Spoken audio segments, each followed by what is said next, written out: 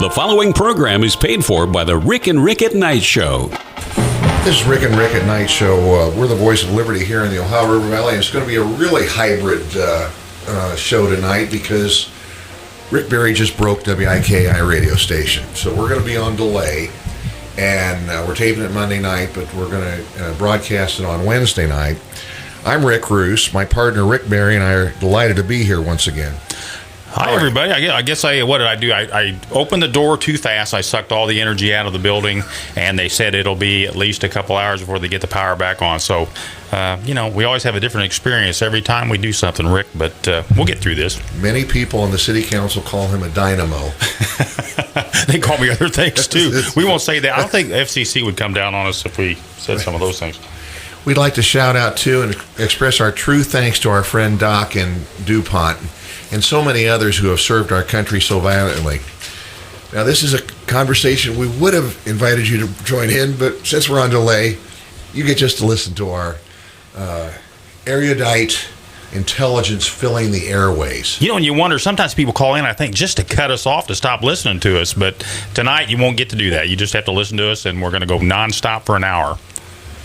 And we're on Facebook at Rick and Rick at Night, and the podcast of this broadcast is available at rickandrickshow.com. And in the studio is arriving newly goatee, festooned with a goatee. No. That's a Van Dyke. Oh, okay. Well, okay, it's Van Dyke. Yeah. Well, I'm sorry. That's very, very cool. You had a goatee to a mustache, you get a Van Dyke. That works. Looking good, though. Looking good. Connecting up, yeah. That works. But Mike Sodrel, welcome again to the Rick and Rick at Night Show. Hey, great to be with Rick and Rick. And we told the audience that we're going to be on delay until Wednesday, so if something happens on Tuesday and Wednesday, we'll have not known about that. But we've got an awful lot of stuff to talk about, and you just got back from Israel. I did. Can you talk about that? Or were you on a mission for Mossad? No, I was just on a mission. Okay. No, I still serve on the Israel Allies Foundation. It's the original group was the Christian Allies Caucus in the Israeli Knesset, and in 2005, when I was in Congress, we had founded a Israel Allies Caucus in the U.S. Congress, and from there went to the Canadian Parliament and on to several other countries, African, European, South American. So the purpose of the international is to basically plant these caucuses in the various legislatures and parliaments throughout the world. It's a second voice, if you will. Without the caucus, the only voice you'd hear in the United States would be the Secretary of State or the White House. But and they're not big fans of Israel. No. But it's really an interesting place, and we went a lot of places the Israelis don't go. Oh, is that right? West Bank, Golan. Mm-hmm. In fact, Hebron, we call it Hebron, was under Muslim control from 1267 until 1967, and I could only find one paragraph of English at the tomb of Abraham, Isaac, and Jacob. Mike, do you still feel safe when you travel over there? Oh, I feel safe anywhere. No, I just... Oh, yeah, definitely. It's got to be safer than the halls of Congress. Yeah. No, my attitude is, whatever day is my day, it's a good day. Absolutely. I just don't worry about it. And, absolutely.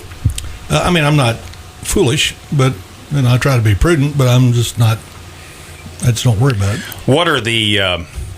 is there much talk over there right now about the Muslim Brotherhood taking over Egypt? Well, it's a really serious problem for Israel because Egypt has been not necessarily an ally, but they had a peace agreement with Egypt for years, which meant their southern border was relatively secure. And this is not a good trend. Are they talking about it, or are they just quietly apprehensive as to what's going on? Most people in Israel are more concerned about Iran than they are Egypt, even though Egypt's closer. But I think the Muslim Brotherhood kind of got their attitude toward Israel from the same playbook that Ahmadinejad's got. Oh yeah, I mean, if radical Islam was a corporation. The Muslim Brotherhood is the holding company. And of course, they talk. Hezbollah and Hamas and all the other iterations are all sprung off the Muslim Brotherhood. And of course, so many people were excited about the Arab Spring. This is democracy in the Middle East. It's going to be great. But I think you and I and Rick all talked about this maybe on Les's show when we took over a couple years ago, that this was our fear, that this was what was going to happen, and obviously it has. Yeah, a young Moroccan invited us over to his apartment one night. My son and myself and a few other people. We were in Morocco. He was Muslim, obviously. Most of the people in Morocco are. And he said, you have to understand, in our society, you're either the nail or you're the hammer. That's all we have, nails and hammers. So it's to think that you're going to have a democracy all of a sudden in a society that for hundreds of years has had nothing but nails and hammers. Absolutely. Yeah, you can't change something that's been centuries and centuries. No, it's taken a heritage of centuries. It's taken the liberals 100 years to ruin the culture in the United States. It's think about it. It takes a long time. I mean, in the last 50 years... And a lot of them don't realize what they're doing. The last 50 years, they've made some really great strides. Yeah. And the problem is when they're proven wrong, it seems like they just forget about it and move on to something else to be wrong about. That's right. Well, we just didn't spend enough, or we didn't do enough. That's right, absolutely. Or didn't go far enough. This is Rick and Rick at Night. We're talking to former Congressman and true Patriot, Mike Sodrel, and how, just by virtue of what you observed over in Israel, Mike, has the balance changed quite a bit? I mean, where are we? It was scary before the Brotherhood takes over Egypt, but now it's getting, like on two fronts now. You got a crazy person in Iran, and you got less than stable in Egypt. I mean, and where's the United States in all this? Well, it depends on whether we're talking about the Hill or the White House, because I think they're at odds.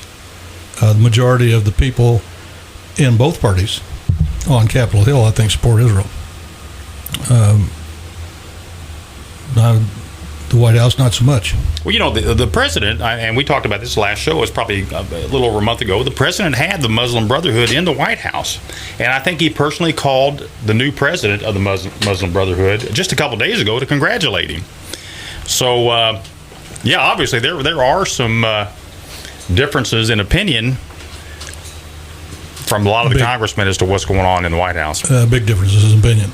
And, in fact, the number of people that are committed, that are in the power structure in the U.S. government, that are committed to the Muslim Brotherhood is mind-boggling. It's, the word I always go back to, Rick and Mike, is insane. I mean, these things are so obvious to us. What is happening? And why, they say the definition of insanity is doing the same thing over and over again. We embrace a train of thought that is proven to try to destroy our way of life and Israel's way of life, and it just boggles the imagination. It does, and I have a lot of people say that there are a lot of peaceful Muslims, and that's absolutely true. I mean, I've met a lot of them. Probably a great majority. Absolutely, a great majority. But they're irrelevant. What's relevant is, what does the hierarchy teach? What do they preach? What do they believe? What are they selling to the membership? I mean, it's like, the leader, which way is leadership going? What do they believe in, and what are they putting forth to the rank and file? I mean, that's what's important. Absolutely. And it's like in the White House. I mean, we've got, if you look at the president's czars and his cabinet, mostly 95% people that don't think like most Midwesterners or most hardworking American people. It's true. That's the reason they're czars and not cabinet secretaries. Because they don't have to. They'd have to be confirmed by the Senate if they were cabinet secretaries. Right. Mike, what's your sense? Do you think we got enough time between now and November to turn things around? We haven't even talked about domestic policies yet, but just your sense of the international situation. Well, I don't think there's going to be a lot of change in the attitude of the White House between now and November. There may be some change in what they say their attitude is, but we don't think their actual attitude is going to change much. I mean, they'll say whatever they need to say to look better for a re-election. But But I think we're all, at least the Tea Party, the conservatives, most Americans are praying that there is going to be a change in the administration. And I guess I'm just asking if Romney gets in. And Romney wasn't my first, second, third, or fifth choice. But as an emailer sent to me, he said he'd vote for a pregnant aardvark over Obama. And I guess I'm asking, do we have until January 20th of next year, and hopefully the regime will change to an administration? Well, I'd love to say that if we elect a different president, that things will be wonderful. But we have been running a credit card balance, an increase in the deficit for so long, and it's so large, and kicking the can down the road for so long that I'm afraid there are going to be consequences to that regardless who's elected. I think they're going to try to do everything they can to prop things up until November, but it's not really going to matter which party is elected in November. There's going to be consequences. Now, the difference will be how they deal with the consequences. And the current president's always shown us how he deals with the consequences. Let's raise taxes, spend more money, spend more money and spend more money and borrow more money and print more money, which is just going to take us farther down the road until we have absolute collapse. That's the problem. This if we get a new president, if we get a President Romney, he has really got to use the bully pulpit and explain why he's got to do the things he's got to do. We know what's got to be done. It's going to be painful. It's going to hurt. It is. And he'll be one of the most hated men in the country if he does what he has to do. But he'll also be beloved by a lot of people because they understand what is happening, that this can has been kicked so far. We're in trouble, and there's no easy way out. There's going to be pain, but the pain of not doing anything a few years from now is going to be far worse than if we don't do something right away. The pain of not doing anything is total economic collapse. But we're close. I've been telling some people don't want to hear it, but America really doesn't have a economic problem or a financial problem as much as we have a moral problem. It all starts out. It's like moral people will stand up and speak the truth. Moral people wouldn't run up this kind of bill for their kids and their grandkids. Because that's what we're doing. We're borrowing the money for somebody else to pay it back. And some people ask the question, well, why is it a bad thing to borrow money? I borrowed money to buy my house. I borrowed money to buy my car. I said, sure. And when you borrowed the money, the bank expected you to pay the money back for the car or the house. Right. I know what you're going to say. What we're doing is we're borrowing money expecting the next generation to pay it back. That's immoral. We get the benefit. They get the bill. Right. That's the way we've been doing it. That's the way we've been doing it, and people come to expect it. And, a lot of people that are against what we're talking about, I always say they can't see past their nose on their face. They're not thinking about the consequences of what's happening. For the most part, they're good people, but they don't see that they're spending their children's future. I had a young man talking to his dad. He related a conversation to me, and his dad is a lot more liberal than he. And they're telling him about the kind of problem we're facing here. And his dad's response was, they'll figure it out. They always have. I've had the same conversation. Yeah. Yeah. And I say, what are we going to do? I said, how can we get out of this? And his answer was, well, we'll do what we've always done. We'll print more money. And here's the problem with printing more money. A lot of people don't understand. There's a big problem with it. Yeah. The dollar is the world's reserve currency. What does that mean? Well, if you want to buy oil, you first have to buy dollars. All oil is bought and sold in dollars. So if you've got French francs or German marks or yen or whatever you got, and you want to buy oil, you first have to go buy dollars. That's what's propped the dollar up, is the fact that people had to have dollars to buy oil. Well, that's not lost on the Chinese. And the Chinese are working really hard to get the dollar replaced as the world's reserve currency. Just for that reason, we keep printing money. The Chinese are sitting there on about $1 trillion worth of U.S. bonds and debt instruments, and they're declining in value as we print more money. So that's not making them really happy campers. Right. They're trying to make it a little more palatable to other countries by having a market basket, they call it, of currencies that you could buy oil with. So if they were to replace the dollar as the world's reserve currency, our inflation rate would probably go 20 to 40% overnight. It just happens, and it does. Just it happens poof. overnight. Yeah. And we're seeing it. I mean, we're actually seeing some of that right now. If you go to the gas station or you go to the grocery store, there's certain items that are just through the roof. Well, except they're not counting that as part of the That's right. inflation. They're That's not right. counting You take- fuel prices or food. And Anything that goes up in price, take it out of the inflation index so it doesn't look like Rick, Mike, it's kind of the way they figure the unemployment rate also. They've got kind of clever ways of doing things to make themselves look good. Yeah, if you haven't got a job, can't get a job, and you're not looking for a And you're job, not they don't paying. count you anymore. So, in fact, if we ever got to the point where nobody was working, we'd have 0% unemployment by the way they're keeping these statistics. we're talking to Mike on the Rick. We're talking to Mike Sodrel on the Rick at Night show. Mike in the morning. I was watching that. But I know you all can't see, but there's only one of me here. Trust me. And we might add this show is being recorded. The station is down as we were speaking live, so we cannot take phone calls. It will be replayed Wednesday night. It's Monday right now, so we're sorry. We know there's thousands out there that are wanting to call in right now. Sorry. and across the country. They're turning to WIKI and they're getting static. I wish they could. Then maybe I'll have to come back so we can take some calls. We can do that. We can do that. Mike, I think you originated the phrase normalcy bias. What's that? Because, I mean, all the stuff we're talking about. I didn't really originate it, but what I've tried to talk to people about is that it's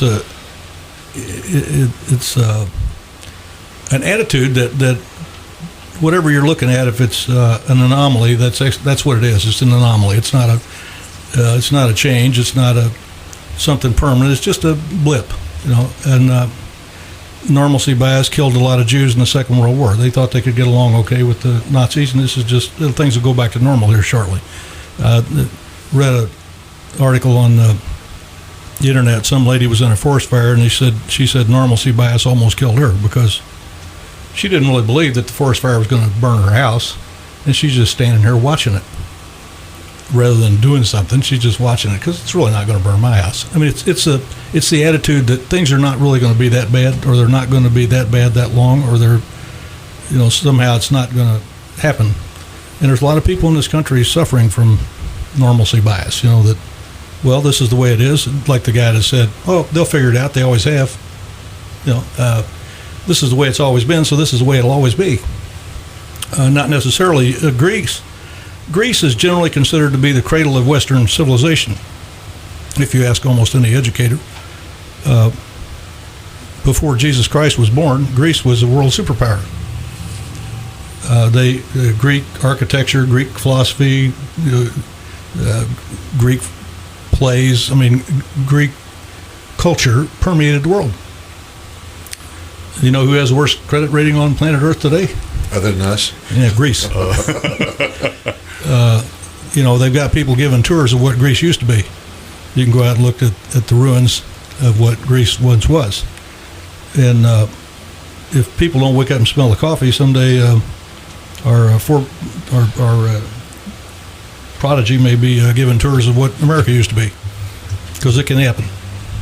And but that's every day we get some new obscenity from the White House, and we see the Senate's powerless. The House, I don't know what they're doing, but it just seems like he creates some executive order that says he's going to give amnesty to all these quote kids, 30 and under, something like that. Yeah, he's basically instituting the Dream Act Right. by executive order, since he couldn't get it passed. And then you sit there and go, nobody's got a problem with it. Nobody does anything. And we're going to do. Well, yeah, do? I always thought with our Constitution, I just thought they just can't do that. But obviously, I'm learning, and we're all learning that they can do just about anything they want if there's nobody out there that's going to stop them. That's right. And that's what we're seeing right now. Yeah, and here's the problem. If Congress were to pass a law, for example, with 51% of each house that says, we hereby make this executive order null and void, we cancel it out, then he would veto that piece of legislation. So it goes back to the House and Senate. It takes 2/3 of both houses to override the veto, which isn't going to happen. You couldn't get 2/3. The other option is you file a suit and you wind up at the Supreme Court, and you take 5 out of 9 Supreme Court justices that say this is unconstitutional for him to do this. But there is a case before the court, the Supreme Court, right now, that may well negate the executive order. That's the suit that was filed against the state of Arizona on their immigration package enforcement because it's in conflict with the DREAM Act. So if the U.S. Supreme Court upholds Arizona and says their law is constitutional, and it's in conflict with the DREAM Act, which he just put in by executive order. But today the Supreme Court, the only thing they upheld was the fact that the police in the, say like a normal traffic stop, you can ask for somebody's license, but they struck down all the rest of them. The only thing they upheld was the fact that the police could take somebody over. I don't know if you heard that. But they still can check, and they still can deport. No, I mean, if that's right. So that, and what the DREAM Act this says no, you can't deport them. Mm-hmm. So I don't know. We'll see how it plays out. So it's in Thursday, Obamacare. And it scared me today because I'm just guessing. I heard Rush talk about Scalia's dissent on the Arizona opinion, but I'm guessing Thomas and Alito went along with him because he said Roberts went along with the liberal majority as far as Arizona, and I'm just sitting there going, okay. I heard a train of thought today on the radio, and they said there's a train of thought on the court. Not that this is what's happening, but they didn't want to take both things away from the president, so they're going to give him this because they know they're going to take Obamacare. Now, I know that's not principled, but that's the theory, that they will strike down Obamacare, and they gave him Arizona to give him a win. God help us. I mean, the Supreme Court is supposed to be about the law, not about making people happy. But unfortunately, really it isn't. I know. It's about philosophy. Whether in the Constitution doesn't matter. My head's going to explode. Hold on.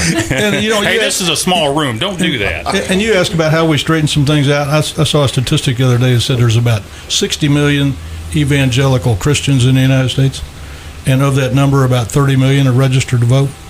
And of that number, about 15 million actually vote. I actually had a woman write me a letter when I was in office and said, isn't it a conflict for you to be a Christian and serve in public office? And I wrote back and said, excuse me, have you thought this through? Heaven forbid. Who will be in the government if not lay Christians? Atheists, agnostics. I mean, who would you like to be governed by?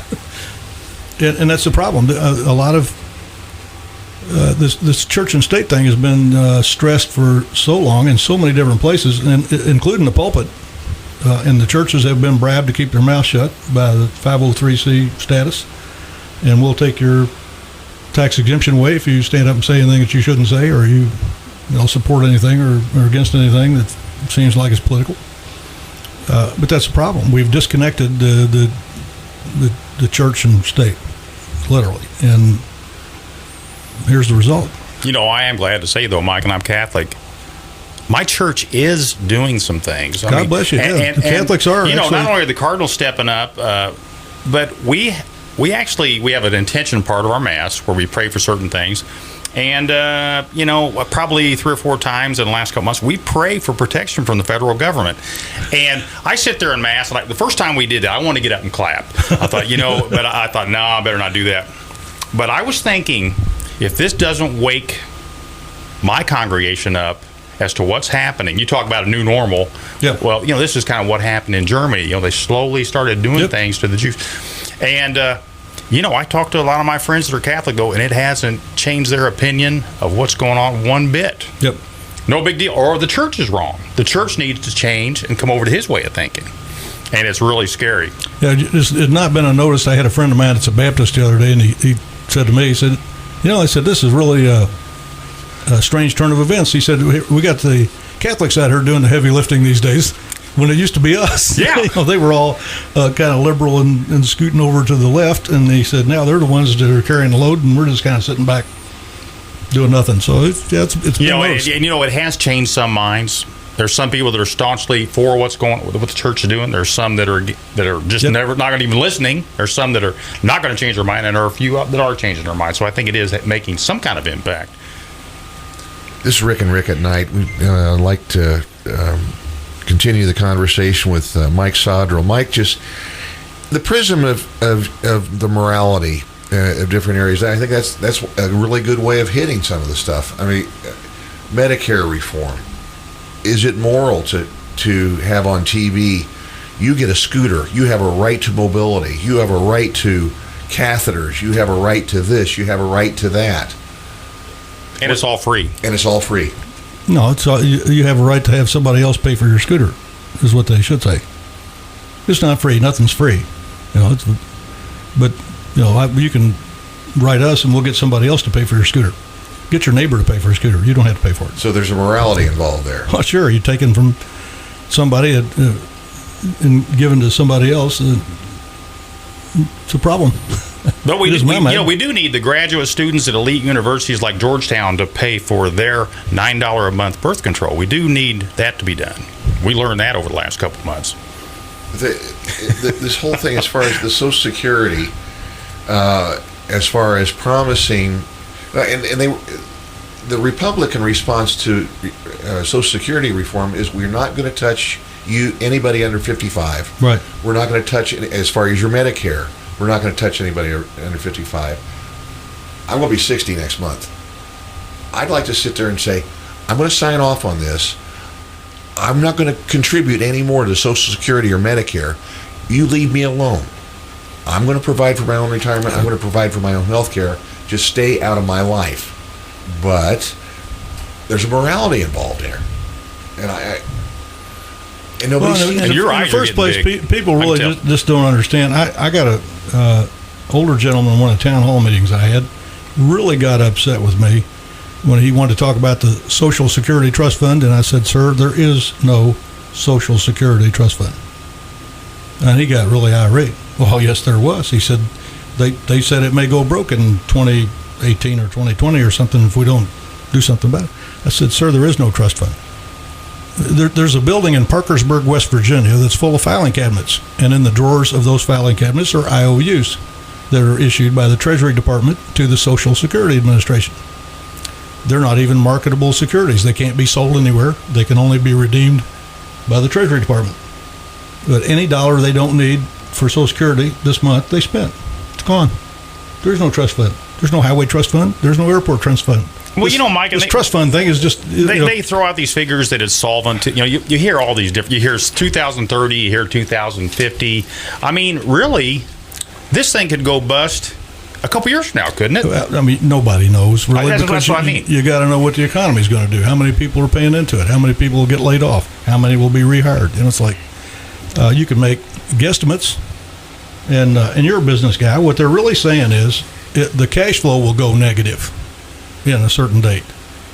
Like right now, Social Security has a positive cash flow. It's a cash cow, if you will. It's throwing off all kinds of cash that the government could go spend on something else. And therein lies the problem. Yeah, and at some point that will turn, and it'll go from a positive cash flow to a negative. That's when they're talking about going broke. No, it's not going broke. The cash will go negative. And we got so many baby boomers.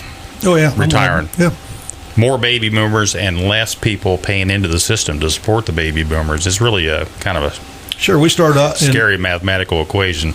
In 1935, when it was passed, there was about 43 people working for each person that was retired.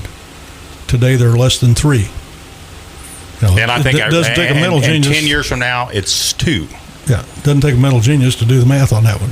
And we know that, and yet we see Harry Reid get up on the Senate floor and say, Social Security, there's absolutely no problem whatsoever with it. And that same guy said there was nothing wrong with Freddie and Fannie? Huh? Yeah. I mean, it's solid as a rock. Nothing wrong with it. Well, that was Barney Frank, but I think Harry probably just went right in there with him.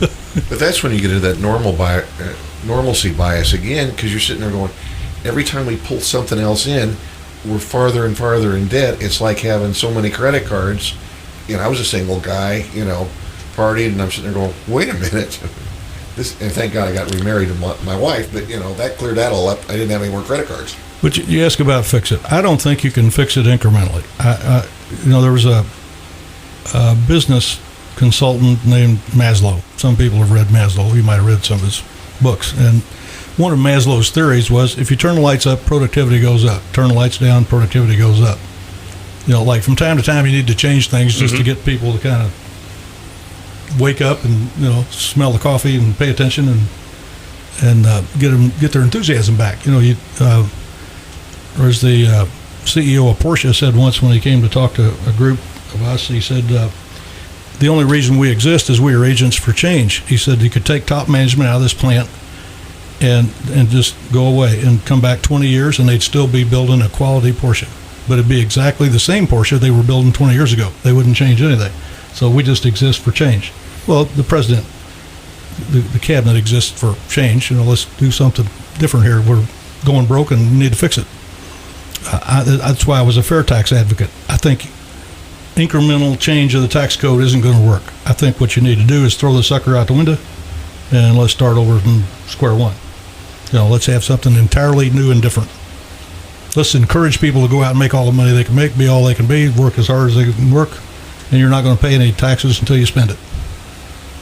Hey, what a great idea, huh? Well, and your idea as far as changing things, Charles Murray back in 1900 had a book, and the bottom premise of it was that the way to stop welfare is the end of this month, we're going to stop welfare. Yeah. all the payments dry up, and my pop was the story, but he was a prisoner of war in World War II.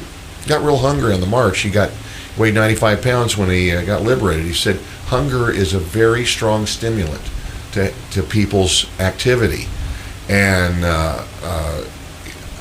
that's worth trying. Well, I think it was, and Mike, I know you know this. I think it was George Washington said the best thing you can do for people that are in poverty is make them uncomfortable in their poverty. We've made them comfortable, and unfortunately, and then these people that are in poverty, they pass it on to their kids. It becomes you talk about normalcy, that becomes a normal vicious cycle and a way of life. Yeah, it was was I right on the quote?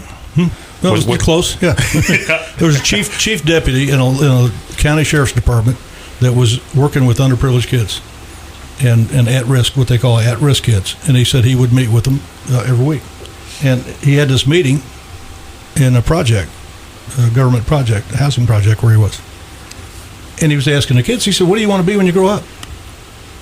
Like what would you like to be?" And one kid just kept sitting there, and so he pointed him out, and he said, "What do you want to be when you grow up?"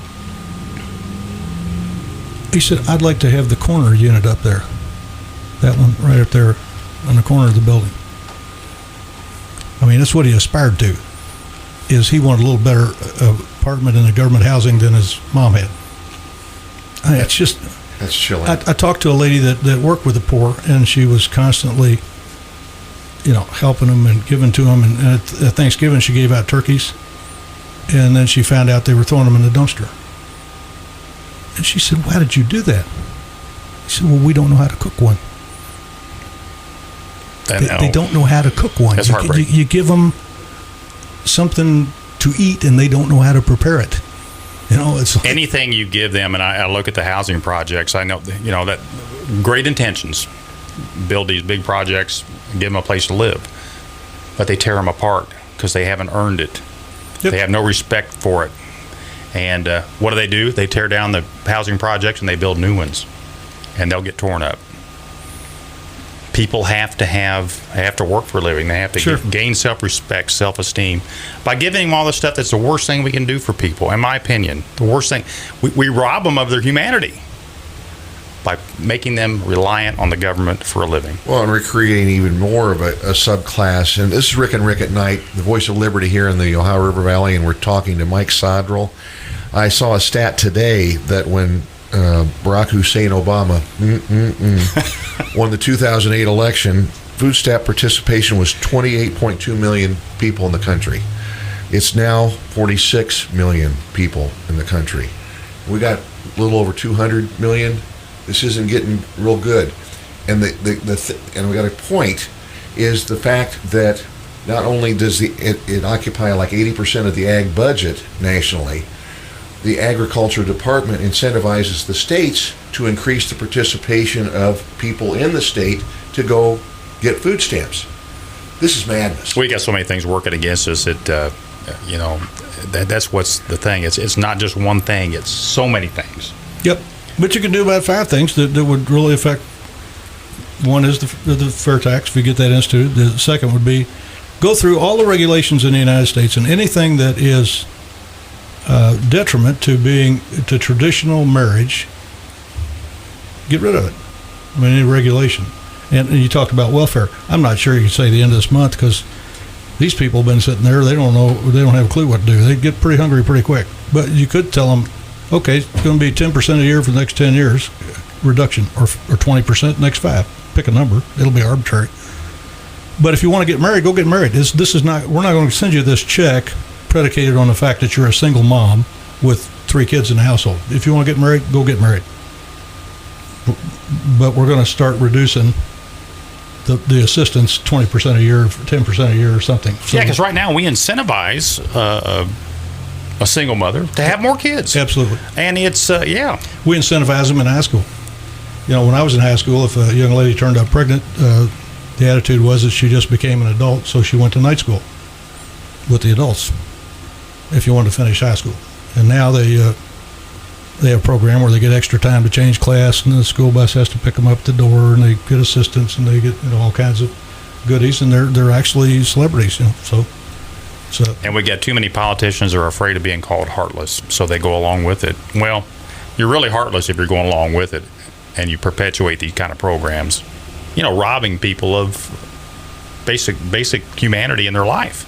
Now, what's 4 and 5? I want to make sure we get 4 and 5 on. No, I don't know. I mean, just pick some things. Go through Medicare. every regulation that we have in every department. Anything that doesn't have to do with public health and safety, get rid of it. I mean, we've got all these rules out here, and all these reports they fill out, and all these things you send in that really have nothing to do with anybody living better or safer. It's just stuff. Fill out paperwork. I mean, get rid of these regulations that are just making us uncompetitive in the world market. Hey, well, you talk about change. You get these new people working, say, for the EPA. They're new. I've got to make a name for myself. I got to do something. So they start making new rules and regulations. How about a regulation that says anytime you issue a new regulation, you have to get rid of an old one? I mean, that there is a finite amount of regulations that we may have. So if you have a new one, pick which one of the others you're going to get rid of, because this is it. If it's 100, it's going to be 100. You want another one? Fine, get rid of one. Mike, you served in Congress. Is it possible, in your opinion, to just eliminate a department? Is it possible to eliminate the EPA? Well, see, that's why I wanted to start with the IRS, because the IRS doesn't have any friends. Okay. They would be virtually every one of these other departments has a friend. If you say, I'm going to eliminate the Department of Education, the teachers get up and scream and holler, and somebody really wants, or even parents, they think the Department of Education actually does something for education, so they don't, they want to make sure they keep it. If it was Commerce, if it was the EPA, it doesn't matter who it was. They all have friends, except the IRS. They don't have any friends. So it's like, if we could eliminate one department, then we could set a precedent that, yes, we really can eliminate a department. So why don't we start with the one we're most likely to be able to get rid of? And it seemed to me that was the one to work on. Now, the problem is 50% of the lobbying done in Washington, D.C. is done over the tax code to get a tax deal for the lobbyist's client, his industry, whoever sent him or is paying him. So 50% of the lobbying effort is spent for tax issues. That means if you instituted the fair tax and eliminated the IRS and got rid of all the tax loopholes, well, 50% of lobbyists would be out of work, or the same number of lobbyists would be making 50% less money, either one of which is not really appealing to the lobbying group. So, I mean, that's the rub. You got K Street that really doesn't want the tax code changed. And then you got some people, some hypocrites like Warren Buffett. I mean, he says, well, my secretary's paying a higher tax rate than I am. Well, why is he arguing with the IRS about how much taxes he owes then? I think he owes $1 billion. Well, yeah, $1 billion tax. Why don't he just write him a check? Doesn't make sense. I mean, it's like... Of course, we're talking about two different kinds of taxes there, too. People talk about the inheritance tax. Hey, if Warren Buffett wants to give the federal government 100% of his worldly possessions when he dies, I'm all for him. It's his, his things. He earned them. Fine. Just don't tell everybody else what to do with theirs. A lot of people are saying, we need a George Washington. We need an Abraham Lincoln. Mike, do you think that Mitt Romney can be a George Washington? Oh, boy. Or an Abraham Lincoln? I personally like him. I think he's going to be in a situation that we've never seen him in, and I pray that he can be, because that's exactly what we need. But I wanted your opinion on that. Well, you really can't respond to that. It's like, you look around the world. When Nasser was president of Egypt and Anwar Sadat was his vice president, they said, boy, if anything happens to Nasser, Egypt's had it. That Anwar Sadat, he's crazy. He's just, Anwar Sadat was a lot better president than Nasser turned Absolutely. out to be. Yes. Harry Truman. Harry didn't even know they were working on an atomic bomb. When Roosevelt died, and he went in and said, well, hey, Harry, what do you want to do with the atomic bomb? He said, what? Huh? They had him entirely out of the loop. But the guy rose to the occasion. So, I don't know. I pray that he can. The problem he's going to have, George Washington built his reputation pre-presidency, all through the Revolutionary War. It's like even the Indians revered George Washington. They thought he was a spirit. One chief said that during the Indian Wars, he told every one of his braves to shoot at George Washington. And he said they're not that bad a shot. And he never was hit. He got bullet holes in his uniform, but he never was wounded. It's like, so everybody, George Washington was like this bigger than life character for both his friends and his foes, his enemies and and the people who supported him, all held him in high esteem. Well, you're making me feel better. I mentioned that about Mitt Romney. Could he be the next Abraham Lincoln? And I could see Roos over there just sneering. But you know what? I go back to this thing that God's still in control. And that's the predicate for all three of us. Yep. And I'm okay with that. When I get so disgusted and I think my head's going to explode, I'm sitting there going, God's still in control, even if my head explodes. Yeah. Because he, we believe we ask for wisdom on our knees, all three of us. I know that, and this is Rick Roos. We're Rick and Rick at Night. We're talking to Mike Sodrel. One of the things, Mike, I want to touch on is something you said, and I'm also going to say it, and I can do liberty with it because it's half my show, even though most people think it's berries. Yeah, I thought it was 60-40, but go ahead. You both are my political heroes, and I've said that before, and I'm not saying it, to do anything other than to say the way I believe. Mike, at one time you said the mediocre mind is no match for professional deception. And I go back to what you said, that 6 million Jews back in the 1940s, 30s and 40s thought things were just going to get better. And I'm just sitting there going, to me, and I've said this with Rick and I've said it with you, the parallels between now and 1930s Germany are inescapable. We've got a propaganda ministry going that is frightening to me, because I remember what Mom and Dad said, and I don't know what to do with that other than what we're trying to do here and hundreds of other patriots across the country. This propaganda mechanism. Well, thank God for the new media. Thank God for the internet. Sure. Things like the Judge Report. Thank God bloggers. for talk radio. But Mike, the mediocre mind. I agree with Rick. There's a mainstream media that's in lockstep with what's going on, and they don't want to know anything bad. They won't ask about anything bad. We see it we see it every day. Yeah, well, I saw it during campaigns. It's if the fourth estate of the realm, as they named it in the jolly old England, if they were doing their job, and you had two candidates running for office, and one or the other of them said something that wasn't true, then it should have been the job of the media to say, well, here, we've researched it and here's the facts. They don't do it anymore. They've got a land that Bernie Goldberg had a book out called I think it was Smiley Fascism. Well, he also had a book you drew a blank. Several of them. Yeah, one, he said, asking a liberal in the media about bias, is like asking. That was the name of one of his books. That was bias. Yeah. Yeah, bass. Asking about bass is like asking a fish about water.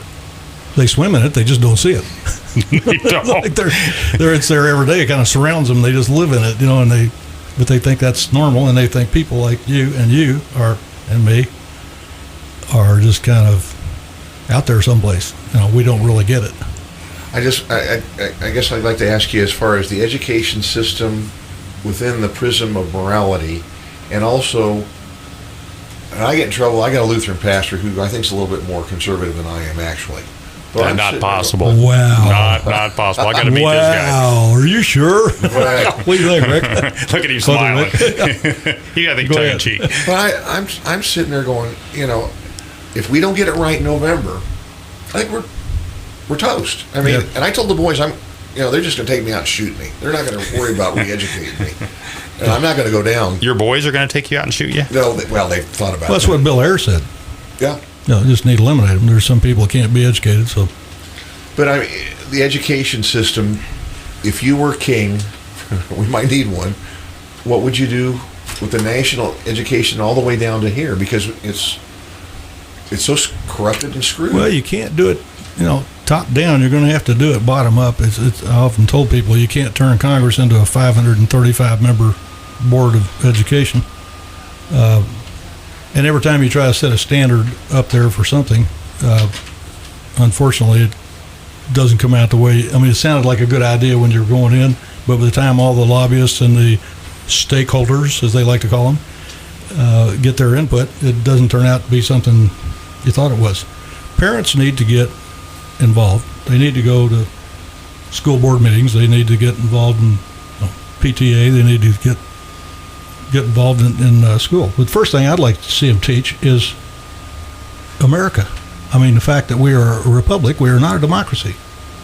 Every time I hear somebody say that, I want to kick them under the table. President Bush would say that, and I want to kick him under the table. I never was close enough to kick him, but we're a republic. And I was asked to go talk to a middle school group once and explain to these kids about the difference between rule of law and rule of people, like what's the Constitution all about versus majority rule.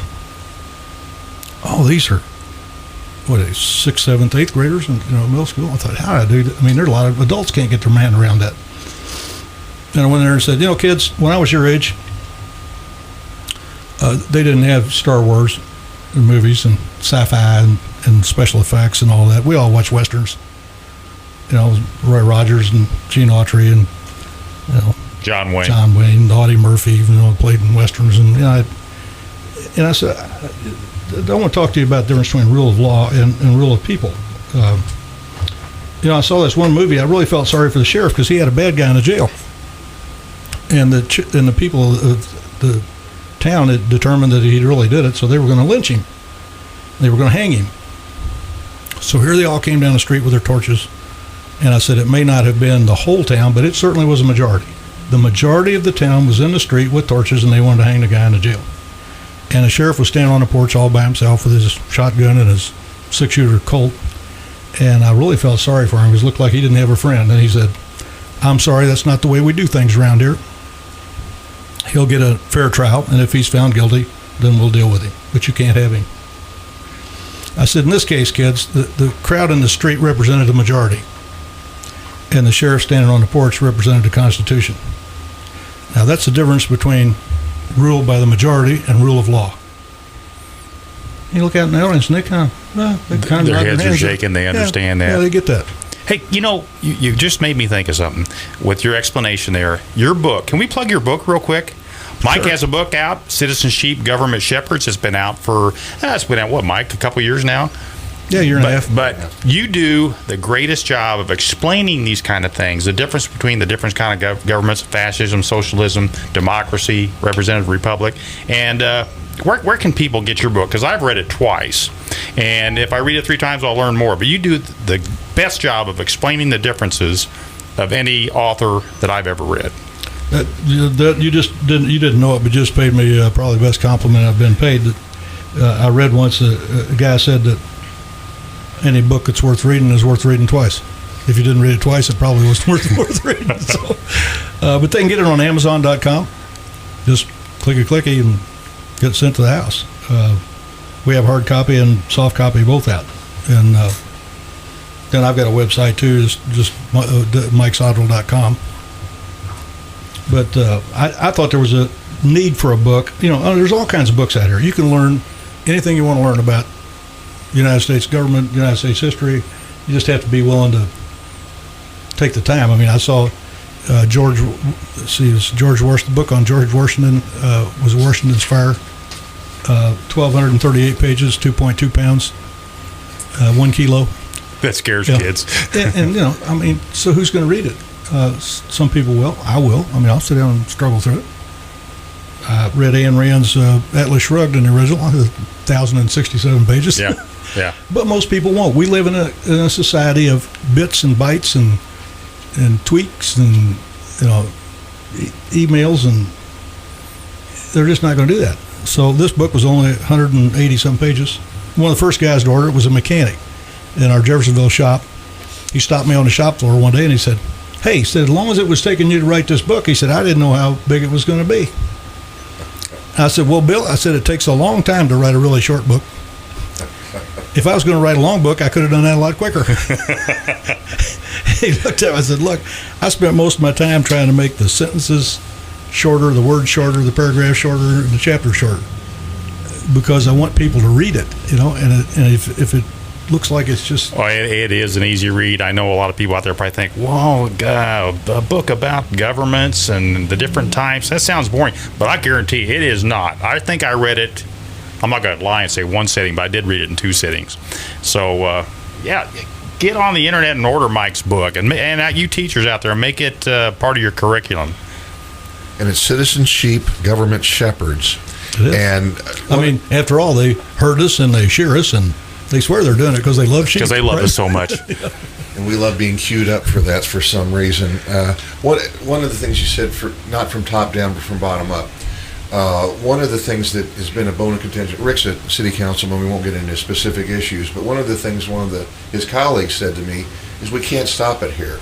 They got to stop the sluice from Washington, D.C., and I think, and that's, again, why Barry's one of my political heroes. He said, the city council is the first line of defense against government intrusion.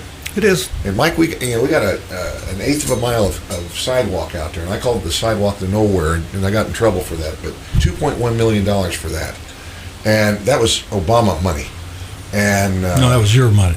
Yeah, I know. It's our money. Yeah. We had Murdoch. I know what you're saying. Yeah, and we had Murdoch on. We've had him on a couple times, and I called you the night of the primary, and I'm sitting there going, Mike Sodrel, you set the foundation for Richard Murdoch to beat a 5-time incumbent, and set a conservative standard in the Senate, and I'm going to publicly thank you for that. It's just. And that goes. I don't know if I can take credit for it, but thank you for saying it. Well, I remember sitting in the State Farm parking lot the night in 2008 when Obama won and the Barron won, and I'm sitting there going, your concern for our country outweighed any disappointment you had as far as getting beat, because you ran because of the love for our country, and I can't. Right. I was humbled. You're a great man. Don't make your head explode. No, you all can't see it, but I'm blushing. But it's true. It is true, Mike. And that's why we're so excited about Richard. You didn't need the job. No. You're a business owner. You employ 800 people. It's kind of the same way with Richard Murdoch. He says he doesn't need the job, but it is. It's a love for the country that motivates people like you and Richard, and thank God a lot of other people around the country stepping up and getting elected or trying to get elected. God bless them all, because we need good people at every level of government. We talk gloom and doom, but I want to say, I know we're getting close, and again, this is recorded. But, there's people, and I believe this, maybe Barack Obama is the best thing that's ever happened to the conservative movement of this country, because there are people waking up. We're afraid everybody's sliding to the other side, but there's a lot of people waking up. They're talking to their kids. They're figuring out what's going on when before they didn't. The times were so good that you worked and you didn't worry about what was going on in government. I'm sorry, that might be like saying maybe dysentery is good for a stomach ache. But he is waking. There are a lot of people waking up as to what's going on. Gotcha. To clean the system out, yeah. Well, that's one of the reasons I wrote the book the way I wrote the book. Is it wasn't just a book for the adults that read it, but it's to give them some examples they could use to their kids to be able to teach their kids. In fact, I had a couple of my oldest granddaughters read it, and they're like 14 years old, and they get it. And I've talked to my kids. I never would have talked to my kids in good times. I just kind of, you just did your thing as a parent, but you didn't talk about issues. But we do talk about issues. Well, I know Roos talks about issues, and he probably talked about issues with his kids even when things were great. Well, I also have an advantage too. Our oldest is finished. He just finished his freshman year at Hillsdale, and I know they want to get you up there and speak. But one of the things that Hillsdale's going to do, and they're encouraging a new tradition on the 4th of July, which is coming up in a week and a half, or a week from tonight's broadcast, is having people read out loud the Declaration of Independence. Because we did that a long time ago, and it's time to do it again. And it's just... but another thing about both of you guys were Tea Party before Tea Party was cool, and I like that part. And I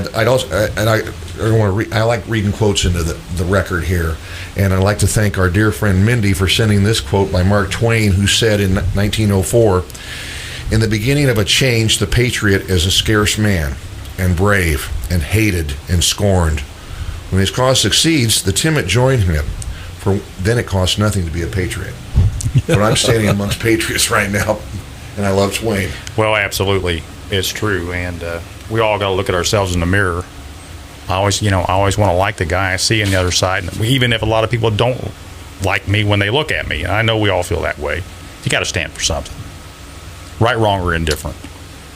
And I appreciate the fact that I am standing with two patriots. And I got another quote from Thomas Sowell. What do you call it when someone steals someone else's money secretly? Theft. What do you call it when someone takes someone else's money openly by force?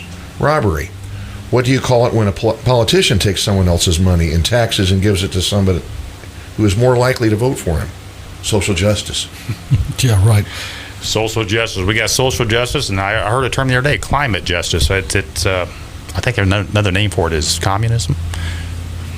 Well, it's on the Weather Channel every morning. I mean, they do the green update and all the rest of that. And we didn't even... Like I said in the book, the only difference between a communist and a socialist is the difference between bullets and ballots. They're both going to the same place. It's just a matter of how do you get there. And what a great analogy that was. I wish we had more time, because we could talk about your book for a couple hours. And, I wish we... Daggone it. We can't, though. We're about out of time, aren't we, Rick? We'll get him back on. Yeah, and just remember, guys, whenever it starts feeling bad, there's an old Japanese proverb that says, "The nail that stands up will feel the hammer." And again, this is recorded. We're all standing up here. This is recorded. We apologize that we couldn't take calls tonight. We had to record. The station has an electrical problem, so we recorded this. This is Monday, and it'll replay on Wednesday. And we'll be back in another month for an exciting episode of Rick and Rick at Night. We'd like to thank our Tom for working the board tonight, and Lisa, who came in and out, and she was monitoring Facebook, but since nobody could hear us, she couldn't do anything. But we'd like to thank Mike for being here. Thanks for making the trek down by a truck and doing it safely. And we'd like to say goodnight to Madison and America. God bless and keep you, our listeners, and this the most wonderful country in the world. And for our local audience, we're going to go to the Boneyard Monday night. What are we going to do? Kristen, tell us a poor one. Mike, thanks so much. It's always good to be with Mike Sodrel, isn't it, Rick? We are blessed every time, and breakfast, whatever. And we like doing it regularly. And we learned something new, and I hope the audience learned something new tonight. Yeah, always good to be with Rick and Rick. Keep doing what you're doing. Night, Madison. God bless you, and good night.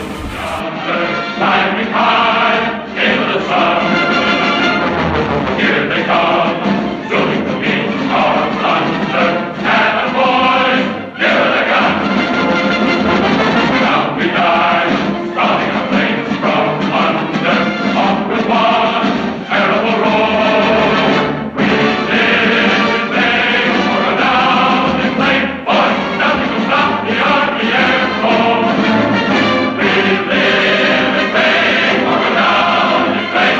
The views and opinions expressed on this program are not necessarily the views of Wagon Wheel Broadcasting, WIKI Radio, its management, employees, or advertisers. Paid for by the Rick and Rick at